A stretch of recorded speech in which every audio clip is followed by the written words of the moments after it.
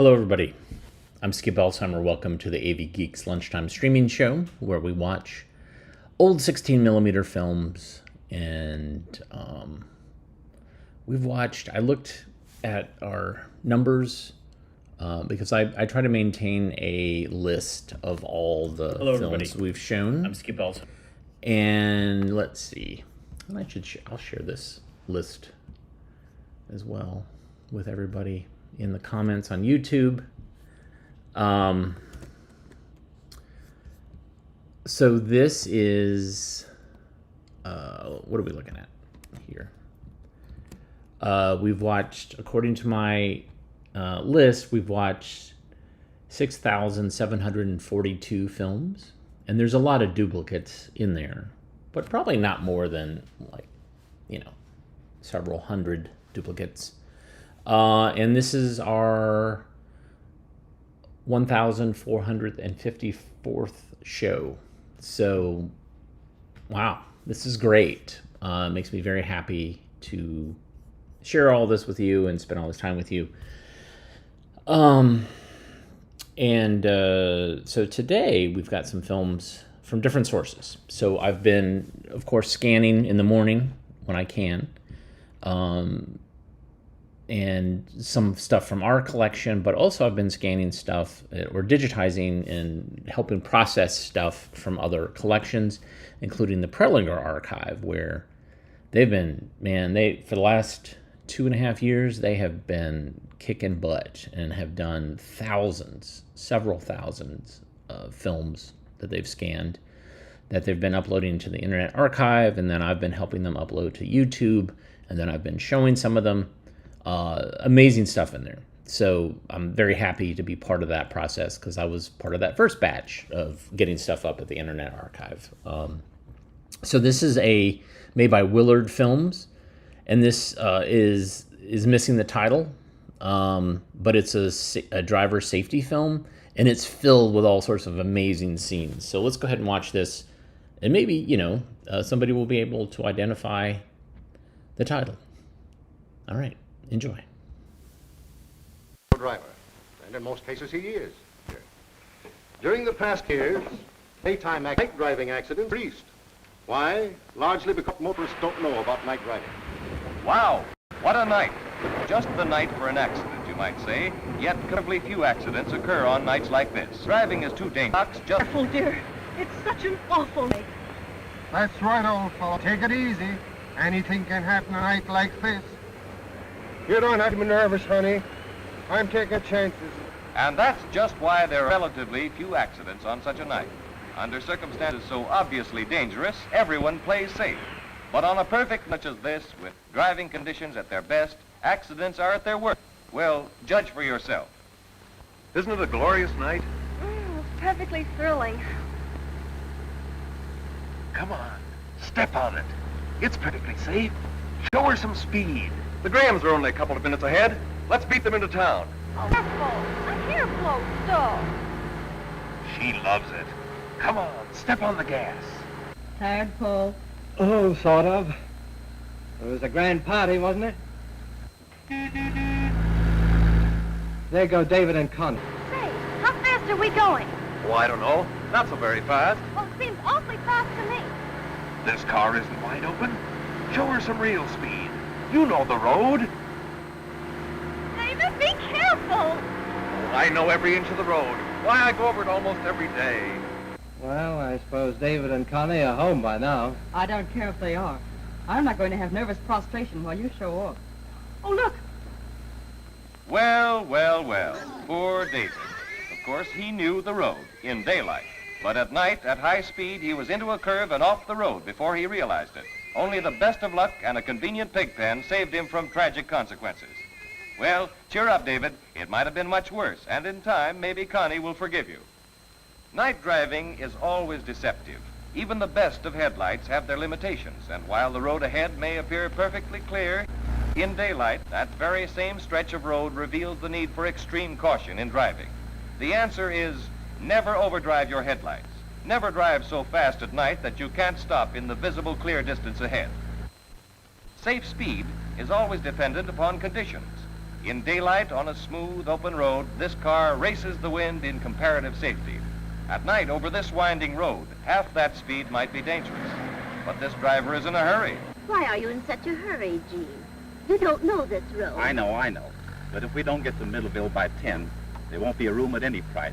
And Lord knows where there's another decent hotel. But you're always so careful. I don't see why. Yes, dear, but tonight we're in a hurry. Oh, there's nothing to worry about. I've never had an accident in my life. But there's always the first time for... Believe it or not, the period of most accidents is the period of lightest traffic, from 1 o'clock to 6 o'clock in the morning. It's hard to believe that this car is in danger. He has the whole street to himself. Maybe he is driving a little faster than usual, but what of it? Here's a stop signal. But why bother to stop? Nobody else is up at this hour, and yet, look out! Too late. On any road at any speed, fatigue is a deadly enemy. During the early morning hours, your mind wants to go to sleep. At best, you're only half awake. And when you're guiding a 1.5 ton of automobile down an 8-foot lane, it's no time to catch up on your rest. For he's a jolly good fellow.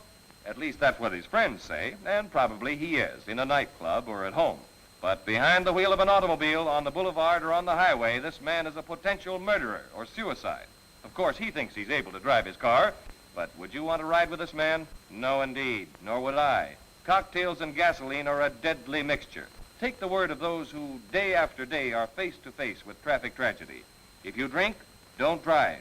If you drive, don't drink. Remember way back when you were a kid, there was always a neighborhood bully who, by sheer strength of muscle and pure ugliness of disposition, spoiled the fun for all the smaller boys. But there is always a day of retribution for the bully. The two-fisted bully of yesteryear is driving a car now. And how? He's the fellow who holds up all traffic on one entire side of the street until he can find an opening to suit his convenience. He's the fellow who comes busting in ahead of you after you've been standing in line patiently waiting for the traffic light to change. Discourteous? Of course, and very dangerous. When the bully turns the corner, it's every man for himself. Pedestrians must take to their heels or take the consequences of his unreasonable selfishness. This type of driver ought to have a special license, but by his driving, you shall know him.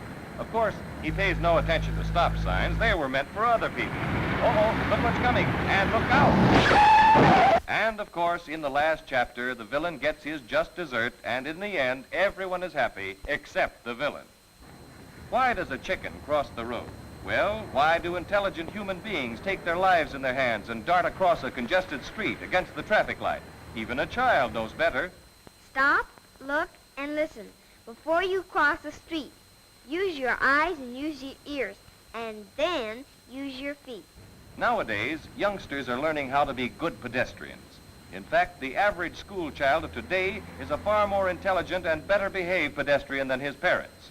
The schoolboy patrol has saved thousands of lives among school children. And if we only had sense enough to allow a little child to lead us, it would be the means of saving thousands of adult lives, too. Young fellow, our hats are off to you. You're doing a grand job. And while we're about it, let's give credit to the peacetime army in constant service, battling to send us on our way in safety. It's no easy job keeping you and me safe in traffic. Hundreds, yes, even thousands of this peacetime army have given their lives in this service. It never occurs to us to thank them or even to give credit where credit is due. But on the open road, they're the best friends we have. The best accident prevention insurance is safe, certain stopping. And tests show that only 68% of cars on the road have safe brakes. Some brakes provide only fair weather safety. For example, this car stops safely enough under ideal road conditions. But now let's water the roadway, duplicating the effect of rainy weather pavement, and see how well this car performs. All right, driver, now try that again. Here he comes. He slaps on the brakes. It took a wet, slippery pavement to reveal the fact that these brakes were not properly equalized. And a wet, slippery day is a mighty poor time to discover that brakes need adjustment. With positive equalized braking pressure, this car stops safely without a skid even on this wet pavement. Motor car manufacturers are utilizing every resource of science to build stauncher, safer motor cars. Through their unceasing research and testing, new metals have been developed, new methods devised to make certain that your car is completely dependable. Beneath their exterior beauty, the most modern of the new cars provide the protection of a steel floor welded together into a single unit of tremendous strength. Indeed, the modern car can endure without injury punishment which would have completely wrecked any car of a few years ago.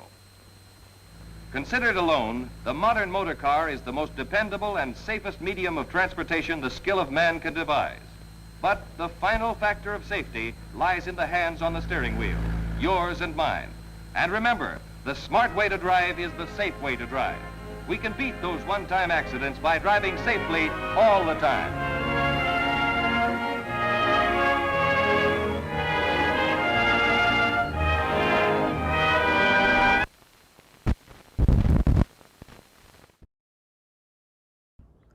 All those scenarios are so great, and because we have a lot of driver's safety films that deal with that kind of like what led to the accident. Some of those highway safety films, which I have not shown on this channel because they have actual footage of people that are dead or have been mangled, horribly injured in car accidents. But there's one of them, Wheels of Tragedy, that kind of shows what led up to the accident. And, there's all these... There's the person who's driving, and then there's the passenger who's like, wait, you're falling asleep. Like, it's like, never mind, I'm not falling asleep. I know this road, And so it's great to kind of see how far back that dates. All right, let's watch a film from our collection. This is Pictures of Health, Genetic Platforms. Enjoy.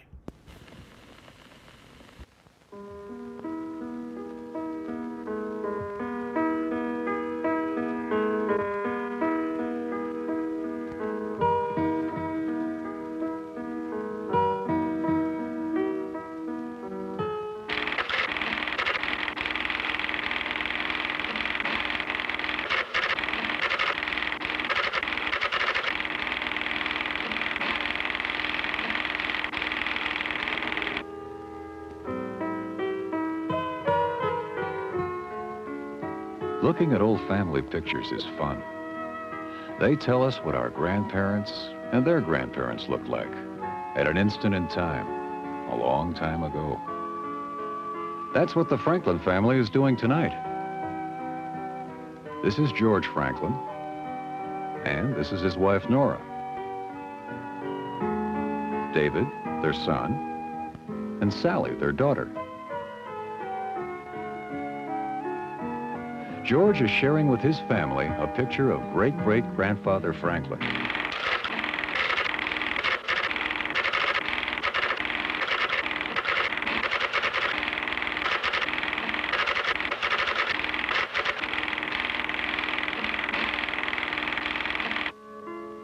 This is great-great-grandmother Lindner.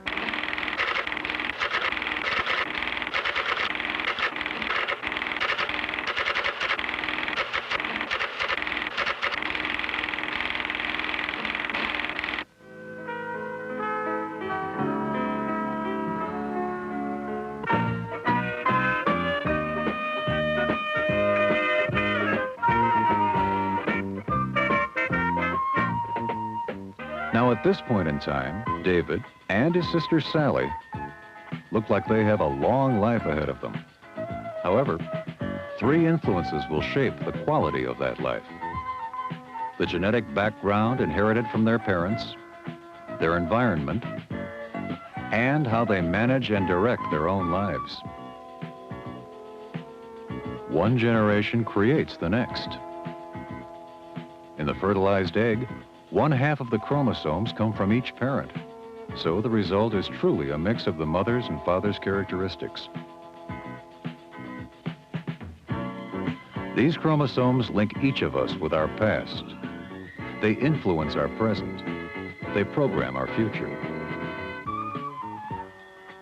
Sally and David each began life with a specific genetic blueprint, a unique platform upon which their entire lives will be built.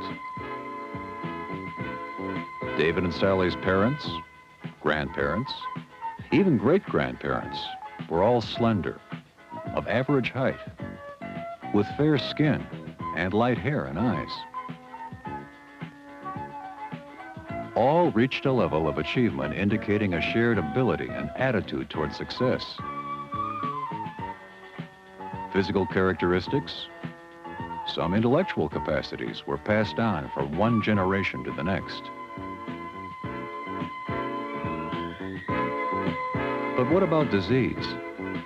What about the susceptibility to certain diseases that seem to run in families, like diabetes, high blood pressure, stroke, ulcers? Did David and Sally necessarily inherit these also? The susceptibilities are here, in the chromosomes, in the genetic platform. These threads contain the information that will direct and guide the way we grow. But in almost every case, we have an effect on the outcome.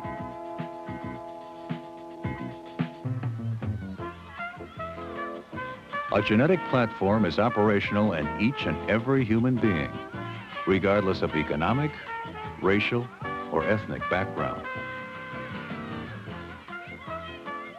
Each pair of chromosomes carries genes that determine physical characteristics, like body size and shape, eye color, hair texture and color,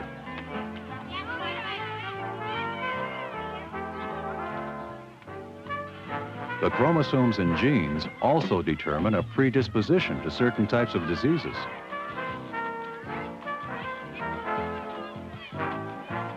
Each of us can find out what our own predispositions are by looking back through our families. We can identify certain traits and characteristics that have been transmitted from generation to generation, not with rigid precision, but with high probability and predictability. Height, baldness, the shape and size of our faces, and bodies, and many other things. We can discover that certain members of our family had the same or similar types of illnesses. Well, if that's the case, is there anything we can do about what we've inherited? Or must our lives be a repeat of our parents and their parents' lives? Although we each operate with a specific genetic pattern, the single most important influence on our health and well-being is how we live and where we live. To the extent that we can control where and how we live, we can affect our own well-being. In that way, we can sometimes overcome the weaknesses or susceptibilities that we have inherited. There are certain diseases and conditions which are entirely transmitted from one generation to another, like Tay-Sachs disease, sickle cell anemia, and phenylketonuria. Diseases over which we have no control. But that's not true of all diseases. In fact, with very few exceptions, illness is the result of combinations of many different factors.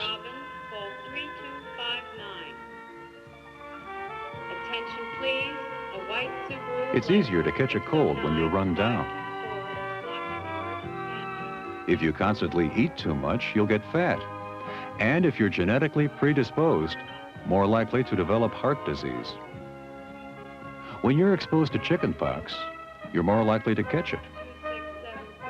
There is no single determining element, genetic or environmental. But as medical knowledge and understanding increase on an almost daily basis, we are learning more and more about disease and causative factors. Today, many states require that each newborn baby be tested shortly after birth for the rare disease phenylketonuria, PKU, a disease that is transmitted genetically.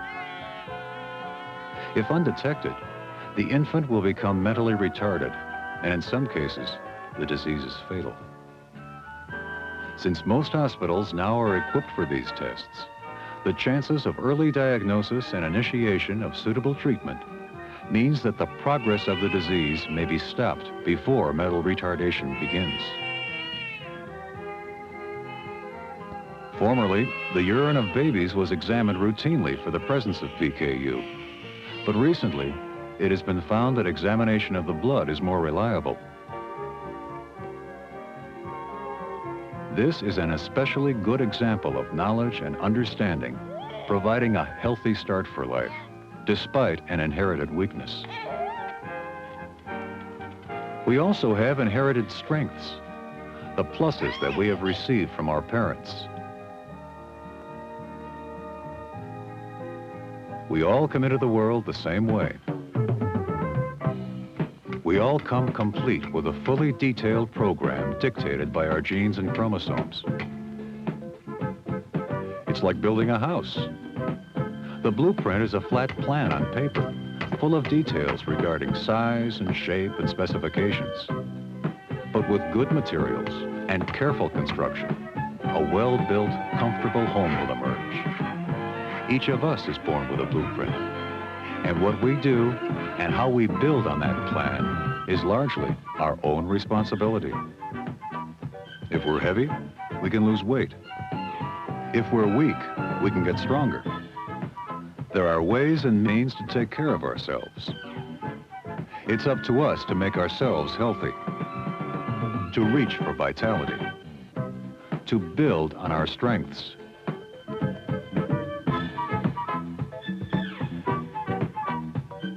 When it comes to health, it's up to us to be a go-getter, to start the ball rolling. Others can only help or support.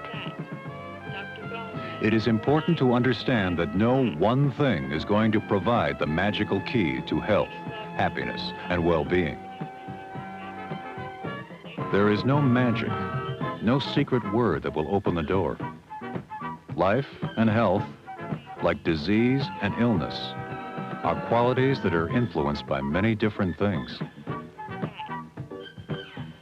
One of the best ways to learn about ourselves is to learn more about what went before. If your father and his father had diabetes, or heart trouble, or cancer, chances are that you are more likely to develop those diseases than a person whose family had no history of those illnesses. By knowing your family's history, you can prepare yourself for the possibilities of genetic predisposition to certain diseases and traits. What you do and how you choose to live your life play a more significant role in determining the quality of your life than any other factor. If your history shows trends toward certain illnesses, know and understand them, and then take measures to avoid problems before they begin.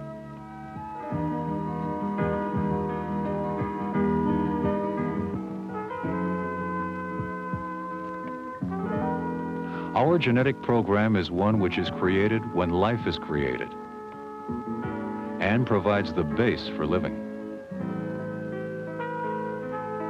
But it is only that, an indication of strengths and weaknesses, predispositions and trends. It's up to us to do the best we can with the blueprint, to build a life that diminishes our weaknesses and enhances our strengths. It is up to us to choose how we live that life. Understanding our genetic platform helps us live the fullest life possible.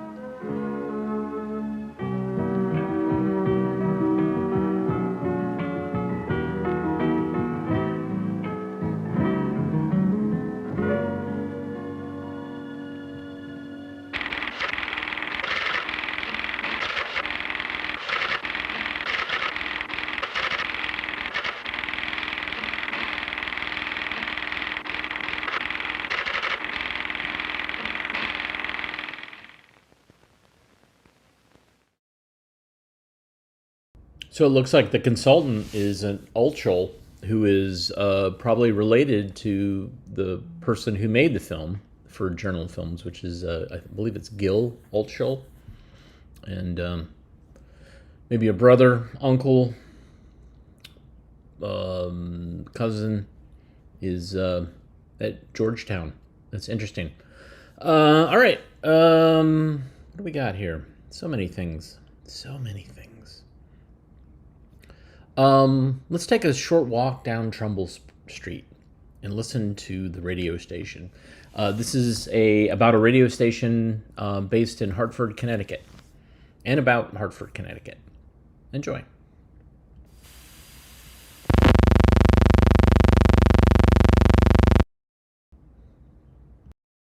It's 8 o'clock. Bob DiCarlo with the greatest music in the world, saying good morning, everybody. How are you today? Ah, yeah. What do you think? The misery's over at Mystery Phone? Just go let your calluses relax for another few hours, because beginning at noontime, we have a brand new phone number, Good morning, everyone. It's 8:07, WPOP cash call time on the Love and Morton Show. And right now, let's add another $2 to our growing jackpot. That brings us up to a grand total of $121. Stand by. We'll be making another cash call. Rebel Rouser, rousing you out of that sack here on a... Are you still in bed at 8 in the morning? Come on. Up and at 'em.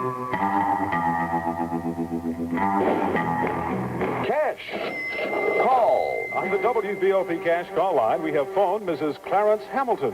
Mrs. Hamilton says she's very elated we called her, and she's all ready to play the game. 2 Big D degrees. Number one song here on your number one for winning station WDRC. The Beatles sing Let It Be. Mrs. Hamilton, do you know the current amount of contest cash in the cash call jackpot? No, thanks. I'm not interested. Thanks. WPOP, the Big 14. I'll tell you one thing. What's that? That ain't like any of the people that live on that block that I live on in Rocky Hill. Them folks A city can be more than a place to work. How much more depends on its people, on each one of us, and on what we choose to see when we look at a city.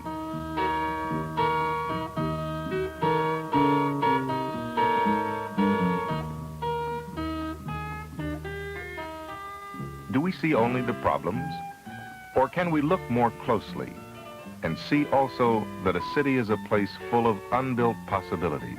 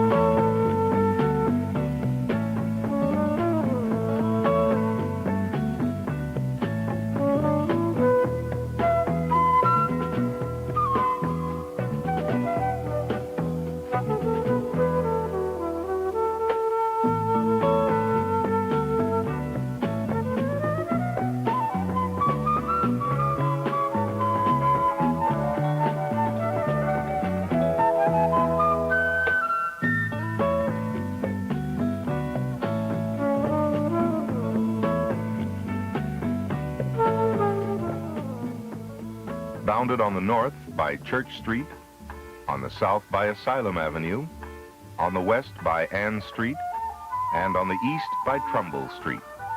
This is the site of the new Hartford Civic Center. The extent of the development to occur here is the result of an unprecedented joining together of public and private resources.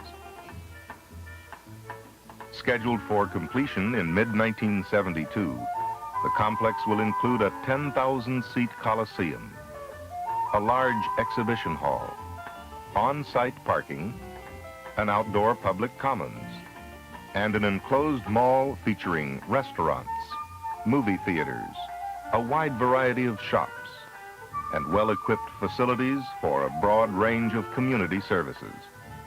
In addition, a 23-story office building will be erected on the southeast corner of the site. The extraordinary diversity and concentration of these buildings will create a city within a city, a unique environment tailored to the pedestrian and offering a full range of activities 24 hours a day.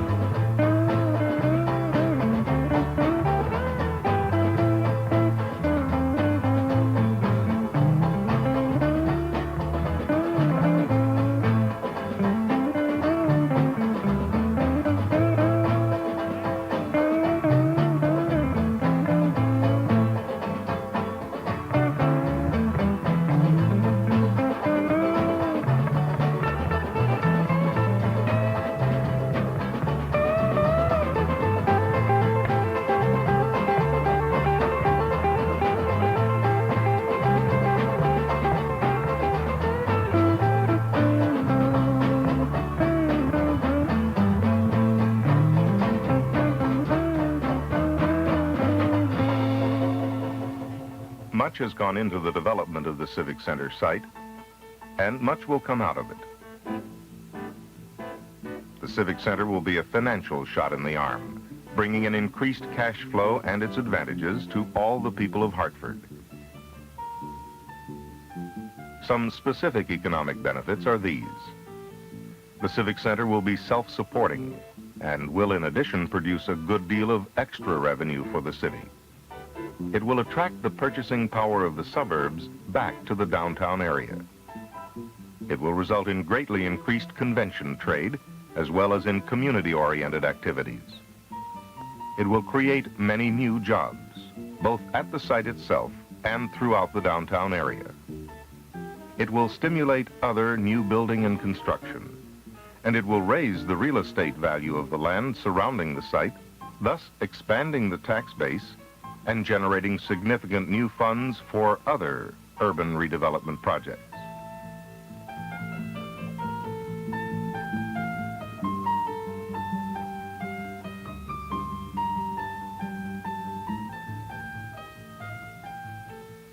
The Civic Center becomes even more exciting when you take a broader view and think of what larger developments it can lead to. Experience in other cities has shown that no project is an island unto itself. A city is not a collection of single buildings. A city is a set of related human activities. The Civic Center itself points to the need for a comprehensive area-wide approach to city planning.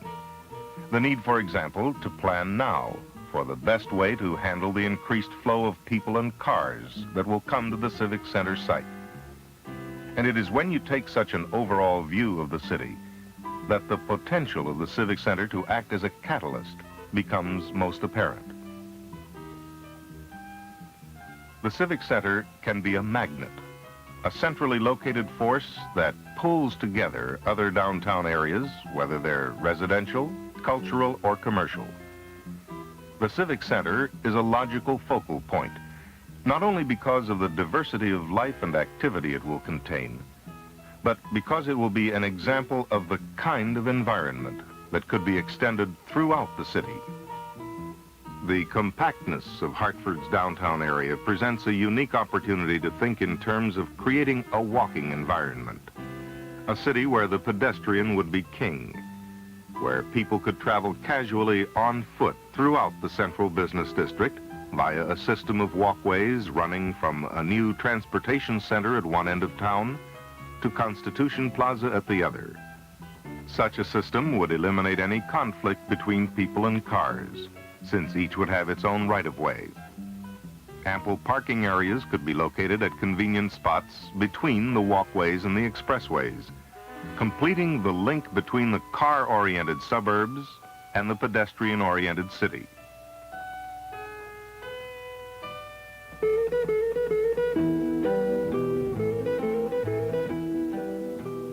Through a coordinated effort, there are many directions in which the city can grow and develop. The important thing is that the new Civic Center has been designed to offer extreme flexibility, thus permitting it to play a major role in Hartford's redevelopment plans. The essential consideration of any urban redevelopment program must be the needs of the people. The fact that the Hartford Civic Center will attract everybody, involve everybody, and benefit everybody is what ensures its success. The Civic Center will provide a variety of new experiences and a place for people to come together. This prospect for the future is something pleasant to think about the next time you take a short walk to Trumbull Street.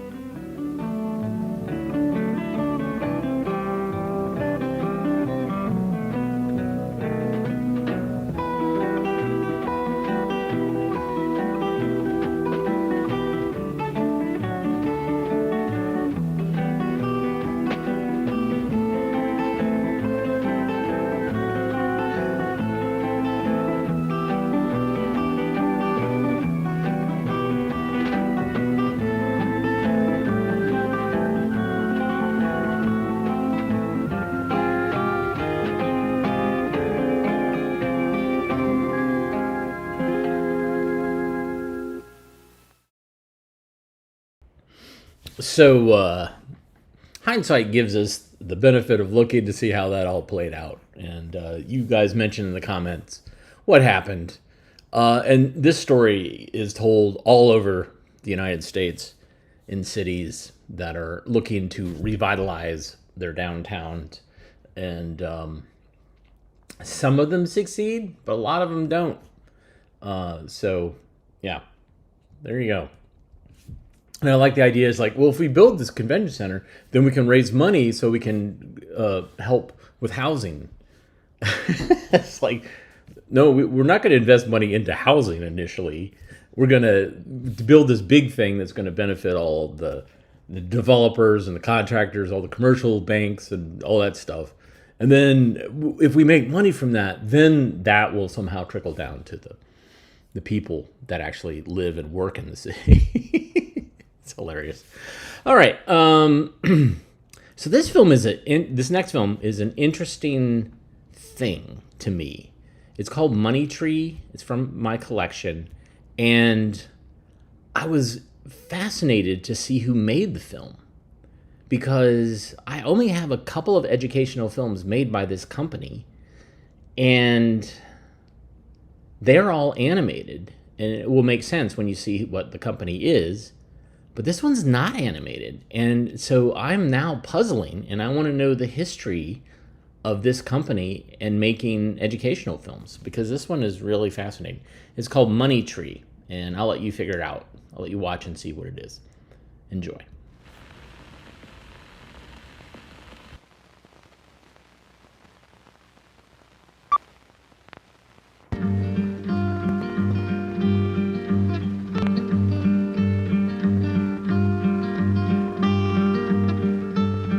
The things that I say may only be for today. They may never last until you give me your love. Supply the reason to touch me, to hold me, to feel your light in mine. Show me one more time how to free my mind.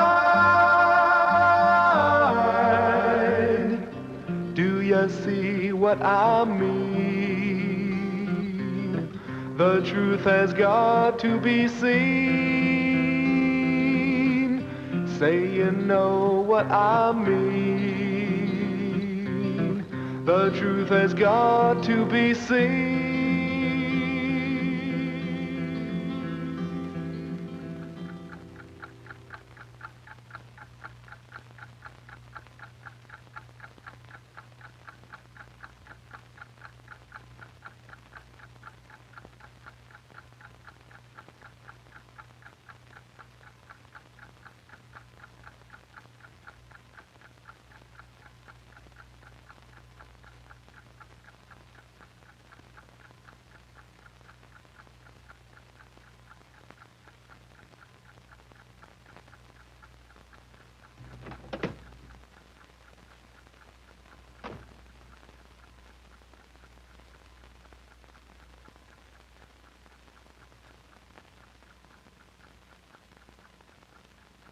Anne, this is Jerry. Anne, listen. Yeah, this is Jerry. Look, please don't hang up. I just want to talk to you for a minute, okay?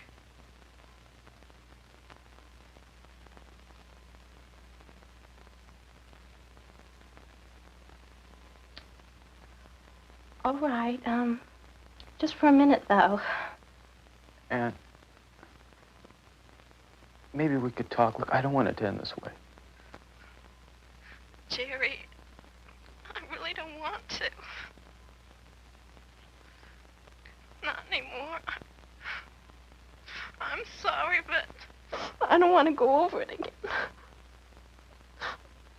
No more fighting, Jerry. That's the way it always ends up. Anne, look, maybe we've got problems, all right, but we can solve them. Look, I mean, 2 years of marriage. No. Jerry, please, no more. There's just nothing more to talk about.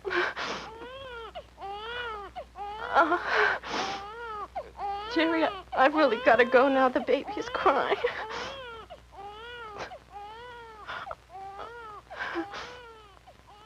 I'm sorry, Jerry. I really am. Why? Why does it have to end like this? Where did it fall apart? We didn't start out this way. How did we get so loused up? Jerry, it's too much. Oh, I can't believe it. It is wild. It's just fantastic. It's kind of empty, isn't it? Well, it won't be. Jerry, look, there. We'll get one of those velvet couches for that side. Yeah, and the dining room set can go over there. Yeah. And, oh, that great-looking TV set we saw can go there, and an end table would look great against that wall. Hey, yeah, and a couple of pictures. Hey, aren't we forgetting something? Yeah. How are we going to pay for it? We can't, not now anyway. I know, Jerry, but we'll manage somehow. Jerry, it's our own place. I don't care if we don't have anything but orange crepes.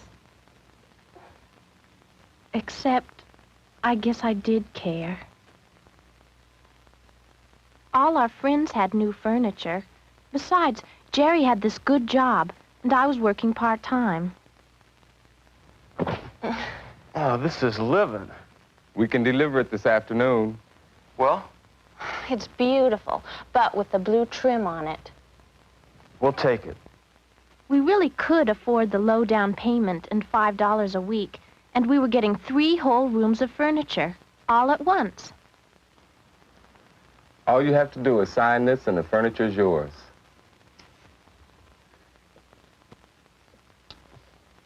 Hey, I thought the whole thing came to $399. How come it says here $527? Well, there's the interest and delivery charges. You are buying on credit, you know. You know, I forgot about that. Maybe you better read the rest of it. It's just a standard contract. A lot of that legal stuff. Yeah, it'd take a lawyer to read it. No one understands these things anyway. It was really easy. I guess we didn't worry about it then.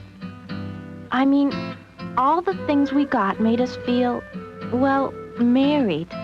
Like Jerry and I had a real home. Yeah, it was just great.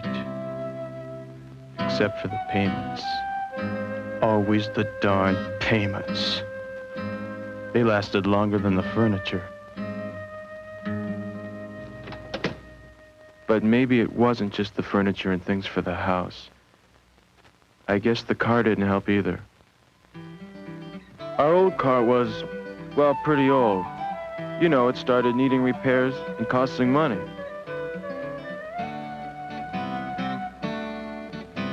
I saw the new models on TV, and man, they were great. Besides, I really did need something dependable. You know, to get to work.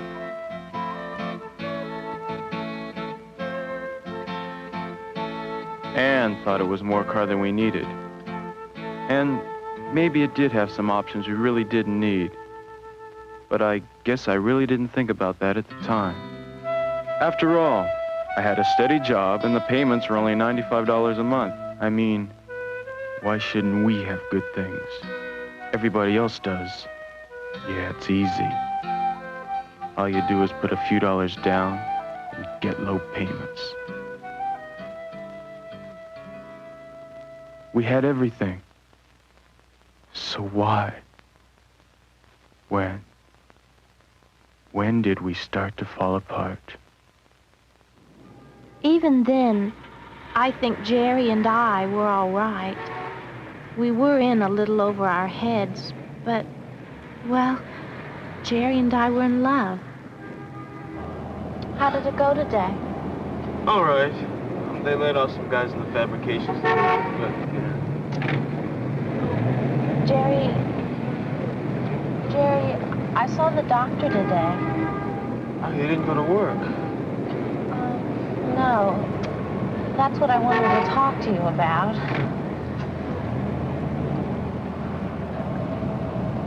I'm pregnant, Jerry. You're what? A baby. Jerry, aren't you excited? I thought we were gonna wait. Oh, you think it's my fault?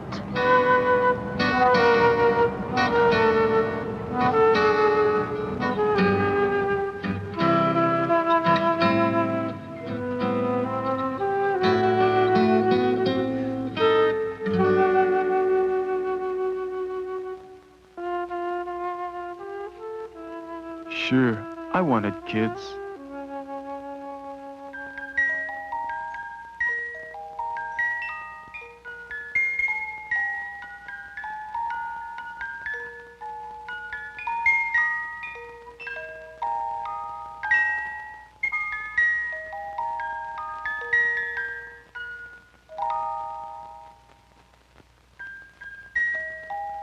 It's just that we planned to wait until we got on our feet. At first, I thought the baby would, well, bring us together. But as the months went by, it just got worse. Everything piled up. Jerry and I drifted away from each other more and more.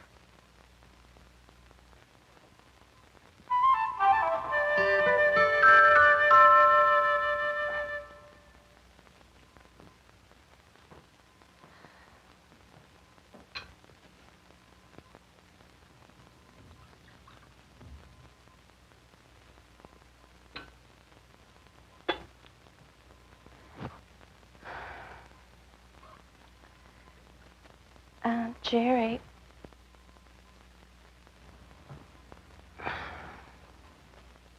Jerry.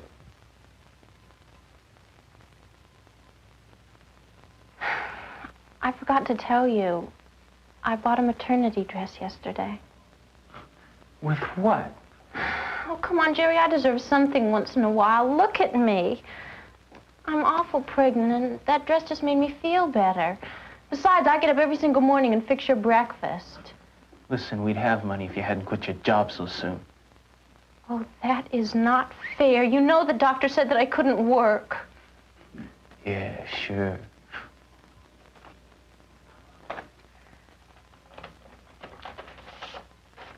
Maybe if we did the budget again. Oh, sure, that stupid budget thing again.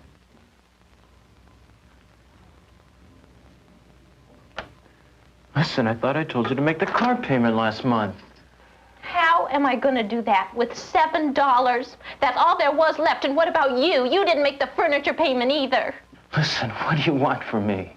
I work, overtime, 14 hours a day, 4 days last week. And what do I get from you? All you can do is go out and spend more money. I am sorry I ever met you.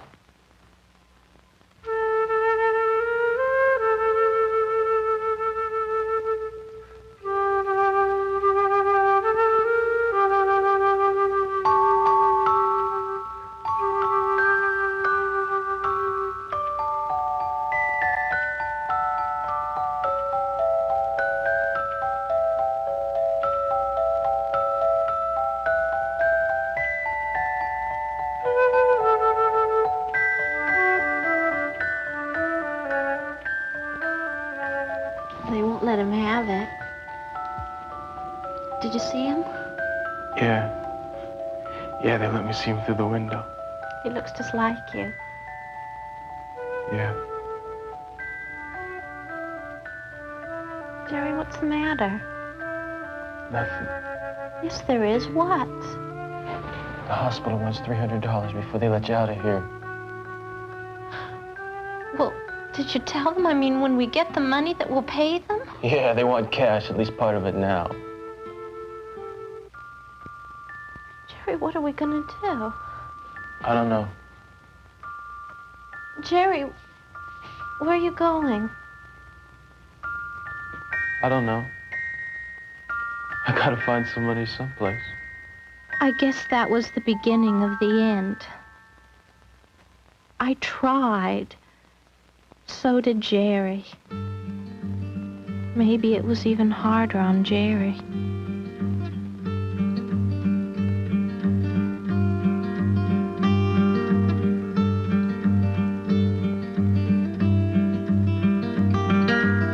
If you had some collateral, something you owned that you could borrow against, but without security, well, I'm sorry.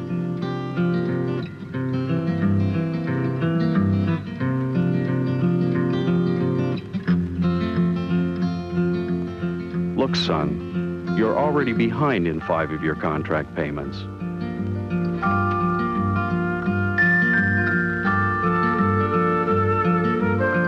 Sure, I'm your friend, Jerry, but things are tough right now. I'd loan you the money if I had it. You know that. Man, I'm sorry. I just can't do it.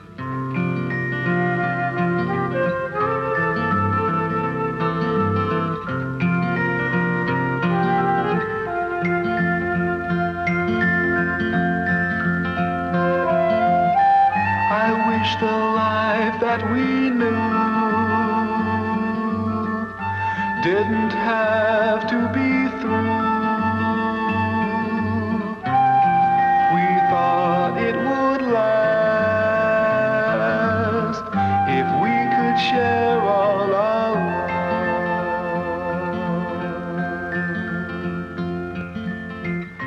Say you know what I mean, the truth has got to be seen.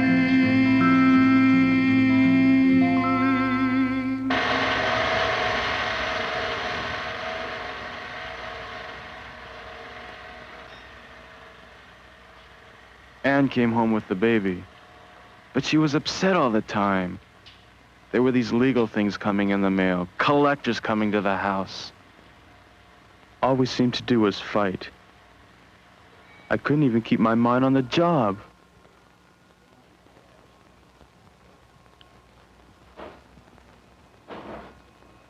Jerry, listen, hate to do this, but I've got to let you go. Look, I don't Laid want off. short. It was just a nice way of saying I was fired. Sure, someone had tried to attach my wages, and I was having trouble at home. But I never even thought about losing my job. I guess that was really the end.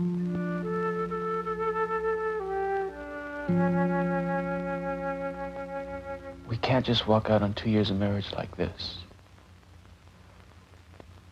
I love you, Anne.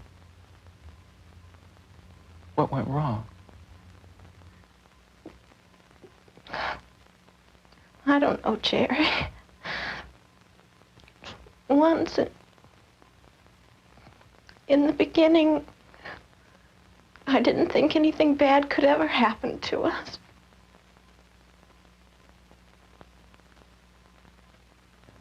Maybe if we tried, really tried just once more. It's too late, Jerry. Yeah, I guess it is.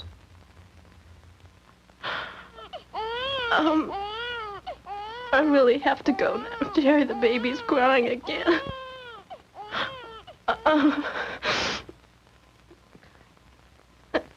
Jerry, take care of yourself. Yeah. You too.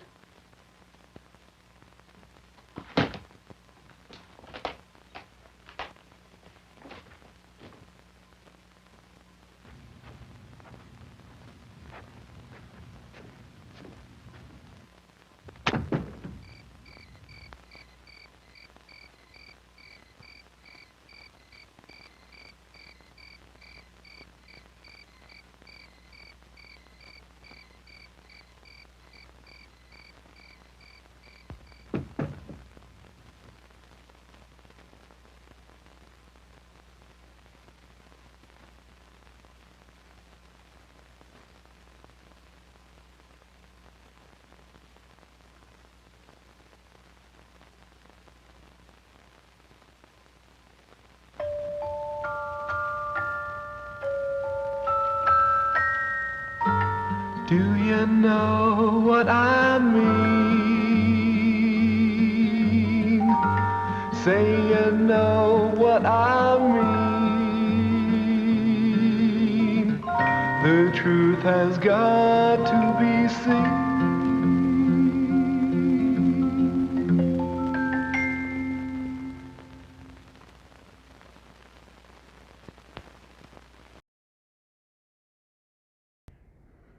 That's weird. Anson Williams' name was not in the credits. It was credited to somebody else. So Anson Williams might be a stage name or something. Wow. So, oh my God, that film. So I hadn't watched it. I mean, I watched a little bit of it. I knew kind of what it was about. But, oh my gosh. So 1971, Hanna-Barbera Productions, they premiered The Hair Bear Bunch, Funky Phantom, and Pebbles and Bam Bam Show, and The Money Tree. Like, holy cow.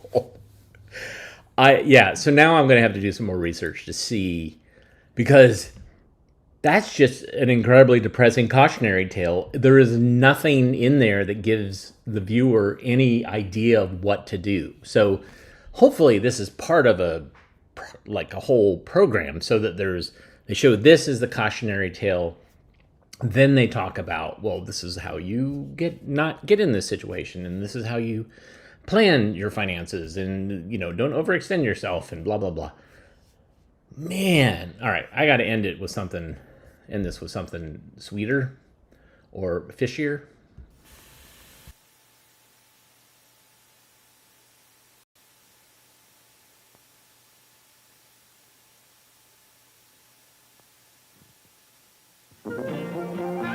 Yankee Clipper Seafood Galley for a great catch. Hi, mates. I'm skipper of the Yankee Clipper. Come inside our seafood galley for delicious fish and chips, crisp shrimp, clams, and oysters, cooked right to your order.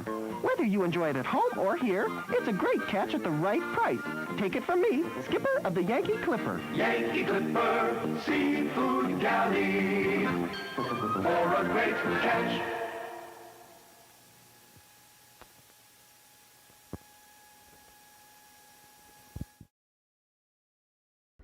I don't know if that's going to wash out the taste of Money Tree. Holy cow. I'm still reeling from that. But thank you for going through that journey with me, because that was something else. I didn't notice it was Anson Williams in there until we started watching it. And I didn't know it was going to take such a dive, because that's the thing is, so like that setup of the calling at the beginning and saying like, I'm sorry, we should, we'll figure out a way through this. Like, normally that means that somewhere in the film there is this turnaround, and they went through this horrible time, but they somehow persevere and figure it out with the help of somebody. But no, this did not take that turn. This just continued to get worse and worse and worse and worse and worse. Holy cow. All right.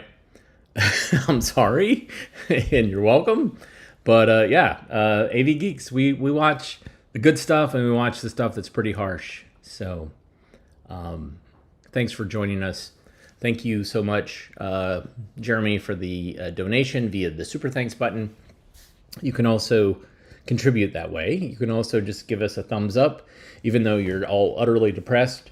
You can also hit subscribe. You can also support us on ko-fi.com/avgeeks or patreon.com/avgeeks. Either of those are great ways to financially support us with our baby that we can't afford. With our storage units and things like that. But thanks so much, and we will see you tomorrow on Friday. Everybody have a great rest of your Thursday. Love you guys. You guys make this all rewarding for me, seeing you all get bummed out at the same time as me. So we did it together. See you next time. Bye.